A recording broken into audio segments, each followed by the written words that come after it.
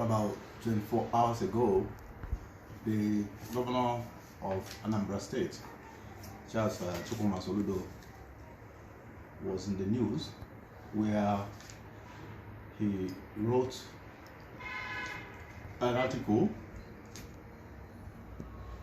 in which he primarily targeted the political career, especially the political aspiration and ambition of Mr. Peter Obi, one of the leading presidential candidates in the current electioneering period. And we in the civil society community, particularly the organization that I am that I coordinate, the Human Rights Writers Association of Nigeria, we feel totally disappointed and shocked that someone who is identified as holding an academic title of a professor and who is supposed to be a social scientist by virtue of the fact that he claims to be an economist, or to be a scientist, a social scientist, and we are aware that science, the only way you validate a theory, a hypothesis, or a claim in science is by the use of verifiable empirical data.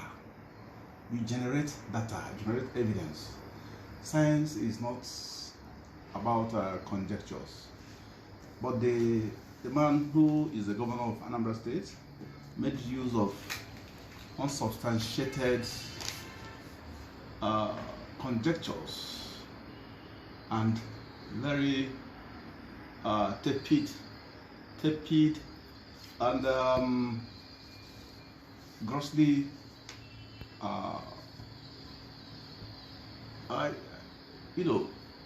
made use of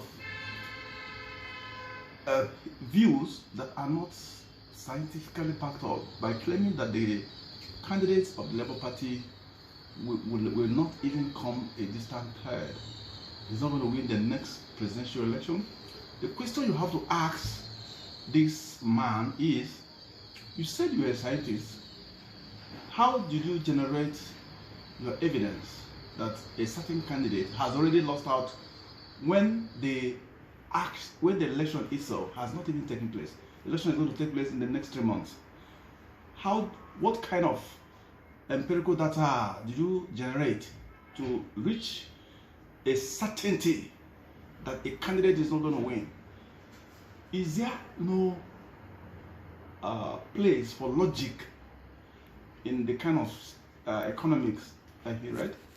It's quite unfortunate. He is completely wrong to believe that candidate Peter Obi will not win only because he carries an Igbo name. It's a shame that somebody who ought to be a governor of one of the Igbo states is alluding to a very ludicrous claim that an Igbo person cannot be the president of Nigeria next year.